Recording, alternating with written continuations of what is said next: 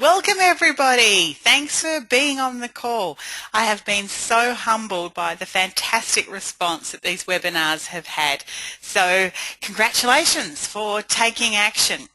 Are you ready to make this year the year you really focus on achieving your dreams?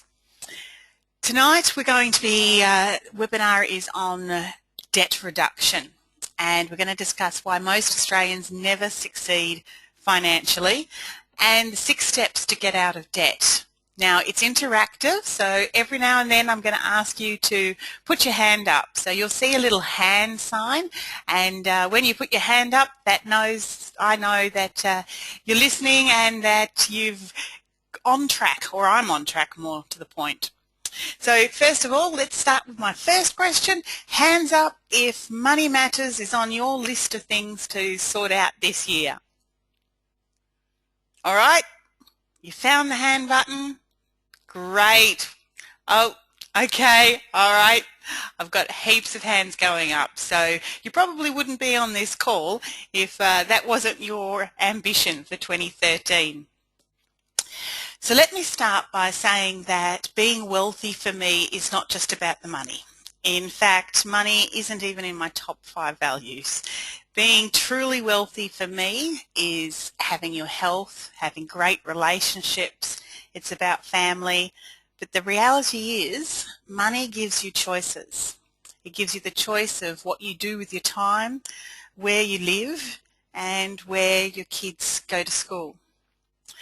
The lack of money is stress, pressure, and can be a detriment to your lifestyle in general. Never undervalue who you are and what you're capable of. I believe that everyone can achieve their dreams, and you can be financially secure no matter what your education, what your background, what your job is, what your income is, or even what your bank balance is right now. The most important thing is you make a decision and you follow a safe and secure path. Now, I know what it's like to be in debt. I've been dead broke 2 times in my life, and it's not fun. It's painful and it's all-consuming.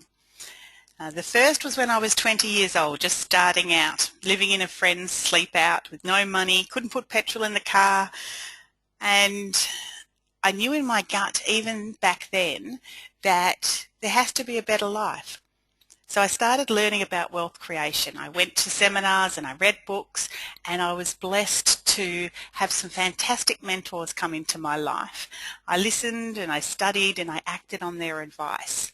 And very quickly, in a few short years, I built a multi-million-dollar investment portfolio. And I proved anybody can do it.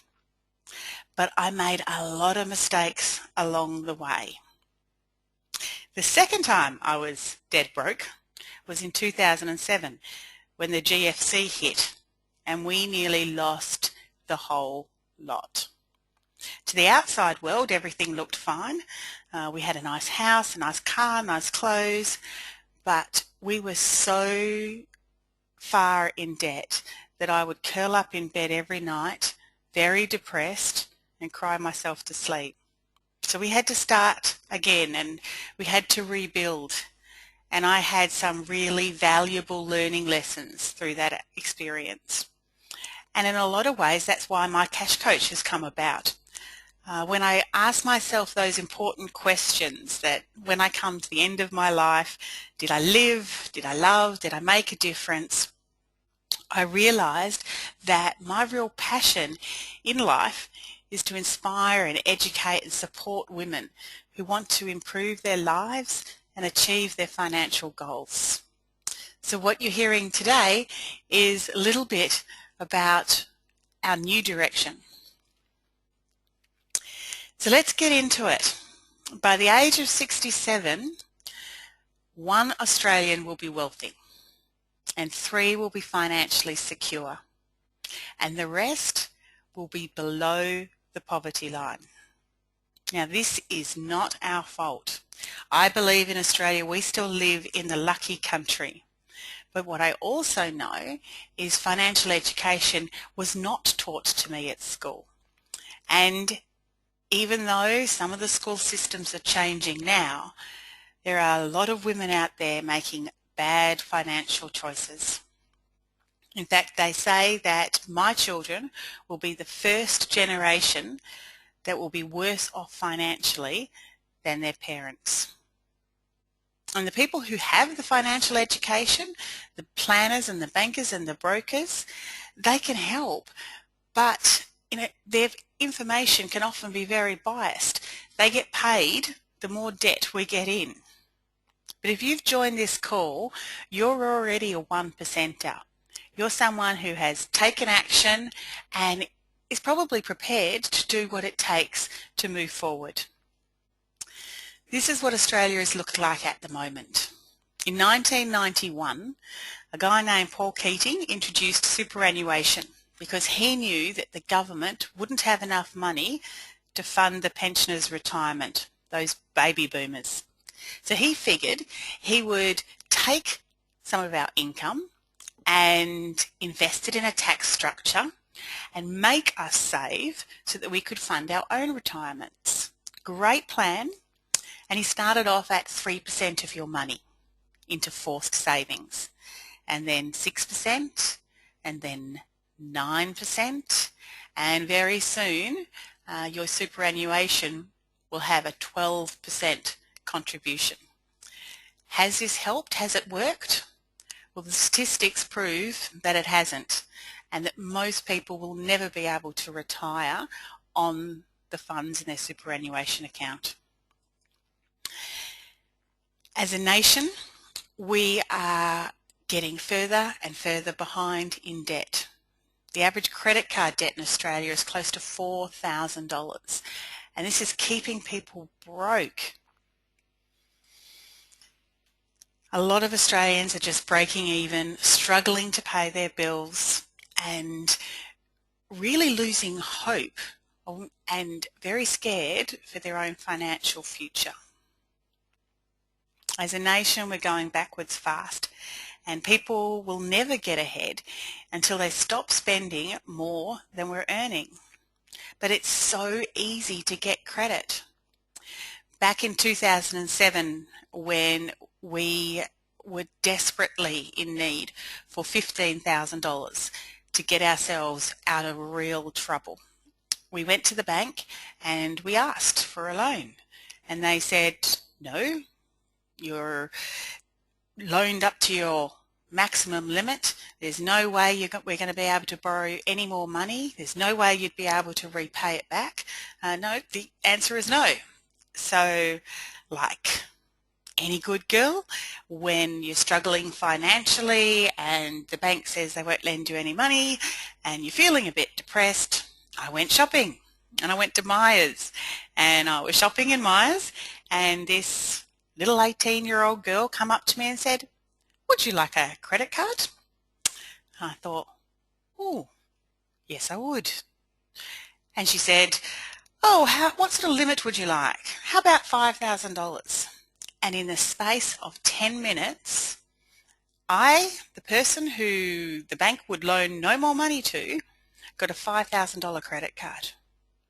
I thought that was good. I went home, I rang my other credit card companies, and in the space of 2 hours, I received the $15,000. All on credit, terrible fees, awful interest rates, but fortunately it got us out of strife. We needed the money to renovate and sell one of our investment properties, and knowing that that would be a very, very short-term and solution to the problem. It's not a solution that I would recommend for anyone, but the example of the story is how easy it is to get credit. When it comes to money, there are a lot of people and a lot that have emotional baggage, and I'm one of them. In fact, I think we all carry a little bit of baggage around. Some of it comes from our parents, some of it comes from our own experiences, and a lot of it comes in the media. I heard today that we are bombarded with print, online and TV media with 376 advertising messages every single day. It's no wonder that we get brainwashed into buying stuff that we don't need and falling into credit traps to pay for the stuff that we don't need. Financial success is based on two things equally. One is a solid plan, and the second is to having the right mindset. Now, there are 7 main psychological reasons people fail financially, and I've only got time to touch on a few, so here's a couple. The first one is the ostrich in the sand approach to money. That great Australianism, she'll be right, mate. A lot of people find financial planning is too confusing or too difficult, and so they do nothing. And some say that they're too lazy to do anything about their situation, but I think that's more likely fear. So I'd like to inspire you to act now. Otherwise, days turn into weeks, weeks into months, months into years, and time ticks away when you could be enjoying a fantastic future. Instead, you've never left the past. Another thing that holds people back is the refusal to take responsibility. This is the victim mentality, or the below the line thinking, where we blame others for our situation. And I was the first one to jump on the GFC bandwagon. It's not my fault. It's the government's fault. It's the economy. It's the GFC. It's those greedy banks. It's those Americans. I found myself immersed in self-pity and in a whole lot of financial trouble, owing millions of dollars, and I nearly lost everything. But at the end of the day, there was only one person to blame, and that's me. And the sooner I stopped laying blame, the sooner I took responsibility, the sooner I could get on with moving forward. I tell the rest of that story at the Money Matters seminar. Which brings me to the third thing that stops people from moving ahead, which is poor planning and blindly taking the advice of financial salespeople, or worse still, Uncle Joe at the barbecue. All right, let's get into it, the tried and true method of reducing debt. First of all, we have to understand the different types of debt. I put it into this example. There's red debt, amber debt, and green debt. Red debt is the stuff that is consumable debt. It is debt that we have got into buying stuff, whether that be a personal loan, a car loan, credit card, pay down loan, store credit, or one of the worst. The next type of debt is your own home loan. Now, it's a fact of life that 99.9% of people are going to need a loan to purchase their own home. Long gone are the days of my father who paid cash for every house that he bought. But this debt is not better debt. There is no good debt or bad debt. There is bad debt and not so much bad debt and not as bad debt. And amber debt is one of those things that we need. However, it does keep us broke. And there's a lot of things that you can do to reduce that. We're going to get into that. But the great thing about your own home is that it is leverageable a debt, which means that even though you pay for that debt out of your after-tax dollars, you do have an asset that is growing in capital. And that then gives you an opportunity to have a look at some fantastic investment choices. Which brings me to green debt. Now, this is debt on investments, money used to buy shares or money used to buy property that is held as an investment purpose. And it's the least expensive debt at all because you pay for it with your pre-tax dollars. However, I know many people who are drowning because of negative gearing. Negative gearing was one of the solutions the real estate agents came up with to help them buy more or to help them sell more houses. And the old saying is, I bought one property and that was hard, and I bought two properties and that was really hard. I bought three properties and I had to get a second job. So, how do we get out of debt? This is the tried and true method of reducing debt, used by thousands of people all over the world. The first is to make a decision that you will never acquire red debt again. Let's have a little look at the hands up. Who's got red debt? Okay, so a lot of people on this call have got red debt that they're paying off. Make that decision not to get into any more debt under any more circumstance. The financial hangover is just not worth that adrenaline rush of a new purchase.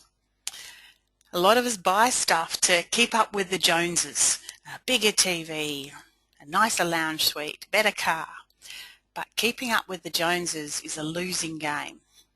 And anyway, chances are the Joneses are broke too. Did you know that the typical millionaire drives a car that is 2 years old or older and paid cash for it?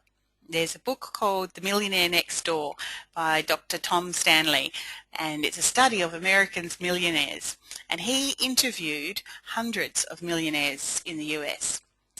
Most people think of millionaires as having new cars, big houses, and really nice clothes and lots of shoes. But what his study found is the reality is that most millionaires live in middle-class homes and buy their jeans at Walmart, which is similar to Kmart. Here are a few other myths that I'd like to debunk right now. You don't need a credit card. Don't let anyone tell you that you do. Debt is not a tool, and car payments are not a way of life. And if you're not planning for it right now, everything will not be okay when you retire. So who's taking our money? There's an old saying, a third and a third and a third. A third of our money goes to financial companies. A third of our money goes to the government, and not just through income taxes, but a whole range of hidden taxes. And a third is what is left over for us to live on. And those costs are skyrocketing, as many of you who are enjoying wonderful electricity bills would know. It's really difficult to get ahead when you're trying to live on a third of your money that you're earning, but it doesn't have to be that way. If you kept all the money that you earned in your working job based on average Australian incomes, you would be a multi-millionaire. So let's try and keep some of that hard-earned cash. Step one in this debt reduction scheme is to build up an emergency fund. Now you thought I was going to say pay off your debts, didn't you? But no, this is the most important baby step of a debt reduction plan. Why? Because stuff happens. So you need to build up an emergency fund which will make sure that you don't get into any more debt if the worst case scenario happens. Something breaks down. Some urgent cost comes your way. I think $1,000 is a great starting place if you don't have an emergency fund yet, and commit to building up to $1,000.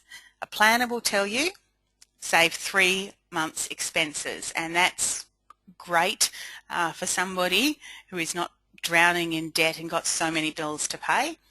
But I think for starters, get yourself $1,000. Now where do you get that from?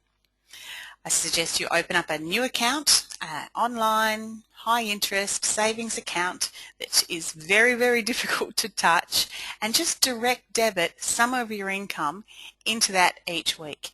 It doesn't matter if it's $5 or $20, it's just a matter of creating behaviours that are going to set you in good stead for the rest of the plan. Everybody, or every major religion, from the Bible to the Quran, tells you that you need to pay yourself first. So make this your top priority above anything else, above any other creditor. I'm sure that you've experienced getting a pay rise and not even knowing what happened to it. Well, it works in the opposite as well. If we take a small amount of our money out of our bank account each week, then we probably won't even notice that it's gone. Another option, of course, is to sell some stuff, to get rid of that junk you don't need, put it on eBay, put it on Gumtree, and build up that reserve fund. Or the other option, of course, is to earn a little bit more money. And I'll get to that in the second step, which is get organized. Now is the time to get your head out of the sand if you have a tendency to be a little bit of an ostrich. What I want you to do is list every single one of your debts, the parking ticket, the telephone bill, and all of your red debt loans. Work out what are the interest rates and what are the fees and charges that you're being charged. And then negotiate with all of your creditors so that you set up a easy to follow payment plan. You know exactly what you have to pay off, what is the minimum repayment, and how many payments that you have to pay to get that debt out of the way. I'm going to just mention here that I am not a fan of debt consolidation loans. I think that they are a big scam. Debt consolidation loan is where you add up all your debts and you go and get a loan for that amount at a smallest interest rate. And in my experience, people who have tried that path to get out of debt generally are a lot worse off in 12 months' time because they haven't built up the behaviours and the strength to change the way they're spending money. And so what happens is they get this new loan, they put it on their mortgage, and 12 months' time they've got the same amount of credit card debts. That's all magically reappeared, except now their mortgage is bigger and very often even more than what their home is worth. So it's just a really easy way to go backwards very, very fast. The banks are always trying to find new ways to get to your money. Be strong. I love PayPass. Hasn't that been interesting? Now it's so easy to spend money. You just have to wave your plastic over a bit of metal.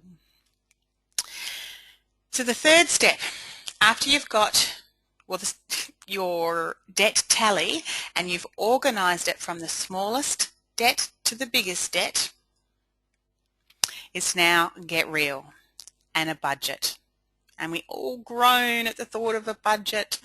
Oh, I'm going to have to catch the bus. I'm going to have to make my own lunch.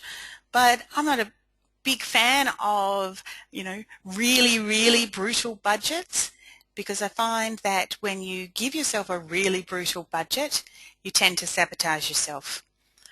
So be brutal, but also leave some room for some fun money so that you can reward yourself for staying on track.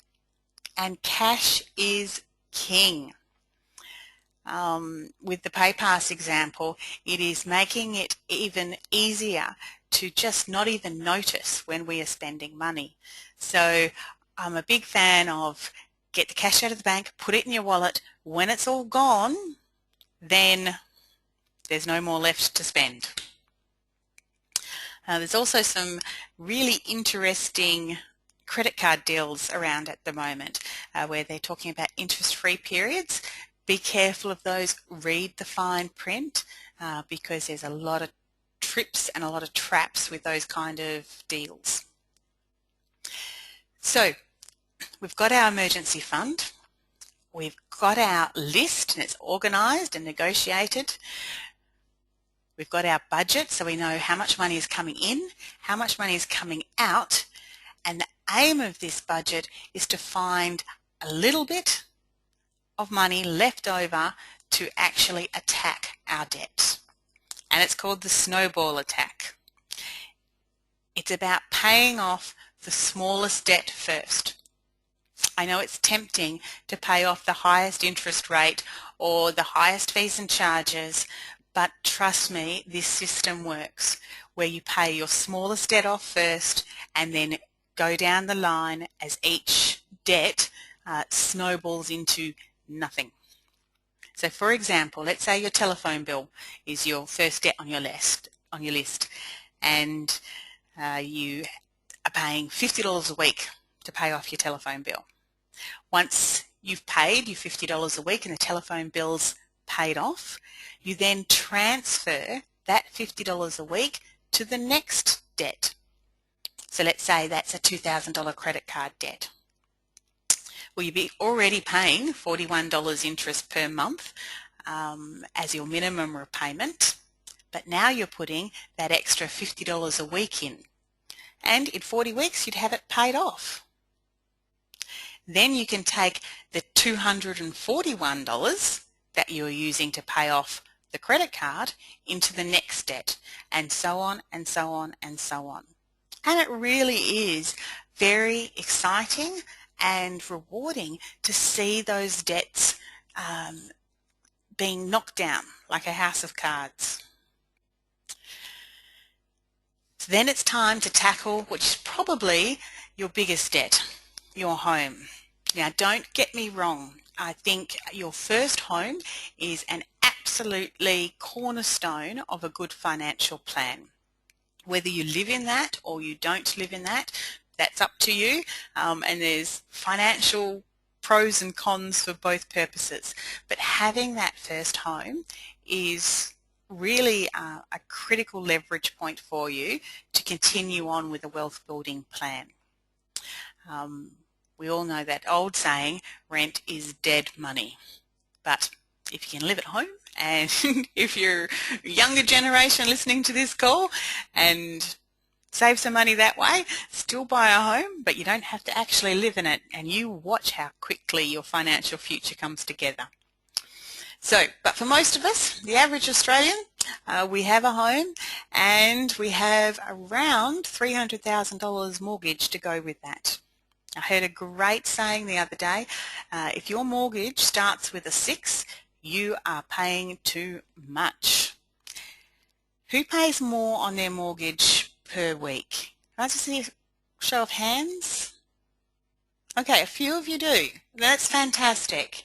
But a lot of people are just paying their minimum repayment, and even worse, have a line of credit loan where they pay top interest rate, top fees, and never pay off that loan.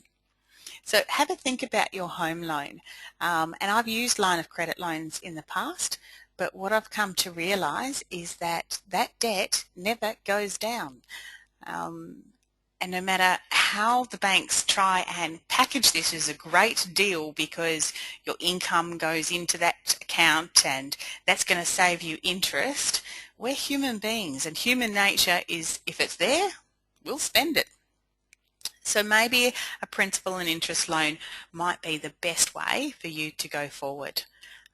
But I do encourage that you think about an offset account, and that has all the same advantages as a line of credit.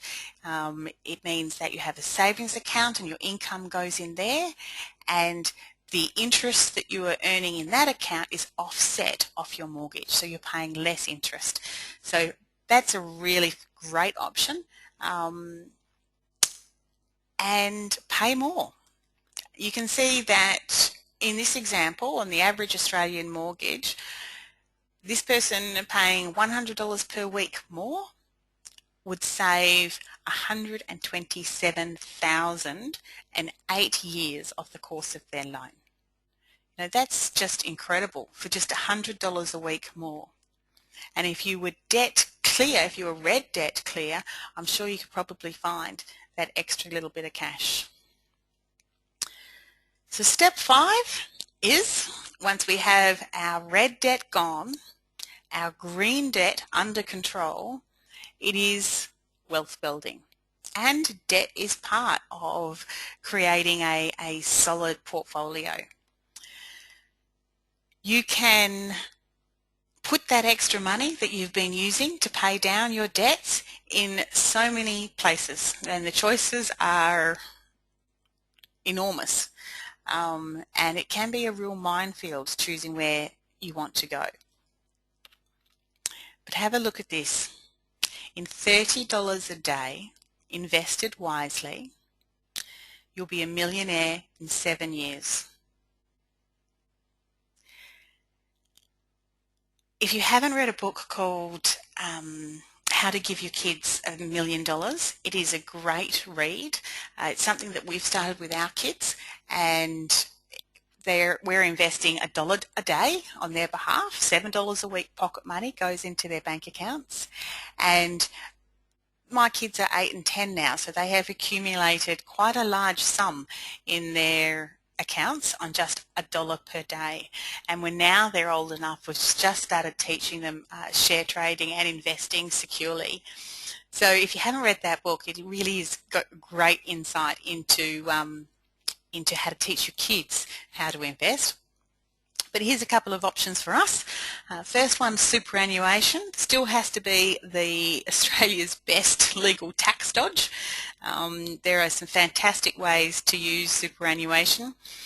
For example, if you put in $1,000 and you're at a particular income bracket, the government will give you $1,000 back. That's a 100% return on your money. There is no other investment in town that is as good as that one. So keep it simple.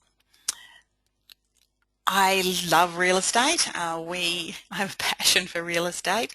I suppose that's something that I inherited from my father, and we've always made a lot of money. Don't let people tell you that housing prices are flat and the market is gone and you'll lose money. Because at the end of the day, if you do things wisely and you know the traps, real estate will always go up. And in Perth right now, anything under the 600,000 mark, that property market is really booming. And of course, the share market, whether that be the Australian or international share market, and there are lots of ways to invest safely and wisely to build your secure future through that. I just heard that the share market was on a 20-month high, so things are really looking up in that area too. Debt reduction is only one aspect of a great financial strategy, and in my Money Matters seminar we cover the 12 main areas from superannuation to what to look for in a managed fund.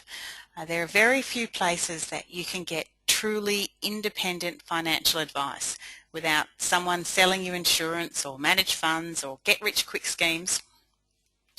I always say the financial planning industry is full of salespeople.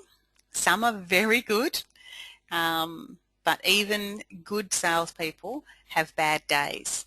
And I would hate to be investing my money with somebody who's got a hangover unless I knew exactly what they were doing. They say the financial planning industry is getting a lot better since the Australian Securities and Investment Commission has acknowledged that these are commission-driven salespeople and have restricted them from earning commissions on their products. However, one of the big risks of this, and what we're seeing now, is that financial planning is getting so expensive that it really is out of reach for the average Australian. It's easy to dodge the sharks if you know the right questions to ask. So if you're interested in finding out more about my Money Matters seminar, go to www.mycashcoach.com.au. Now this is a workshop that I have developed to really teach people and fine-tune their financial strategy. And we cover everything from budgeting to superannuation to investing. And I promise to you, if you apply the principles you learn, you will save thousands of dollars now. And you'll build a real strong, secure strategy for the future. We cover the 10 aspects of a secure financial plan, and you'll get a practical, do-it-yourself, step-by-step financial strategy guide that you can take home and work through. A clear action plan, and you'll also find out what, if anything, is holding you back. I'm a qualified financial planner and I've had 20 years as a coach and trainer. So I come from a unique experience where I know how our minds work. I know the mindset that is necessary for success, but I also have personal experience in the practical steps of wealth creation and how to take action towards it. Now, I want you to know that this is an education program only. I don't sell any kind of financial product or service. I don't earn any commission, and I'm not associated with any scheme. But because you've taken action today by listening to this program, I'm going to give you a 20% discount on the ticket price of my Money Matters seminar. So if you want to find out more, go to the website mycashcoach.com.au and put in the promotional code VIP for our ticket. It's a 4-hour workshop, and I promise you it'll be the best thing that you have done for a very long time. And if you don't get what you were hoping to get out of it, I'll give you your money back. So thanks for listening tonight, and I really appreciate all of your input. There was a few questions that I didn't get to, so I'll be covering them off at the end of this session. So enjoy your evening and good luck.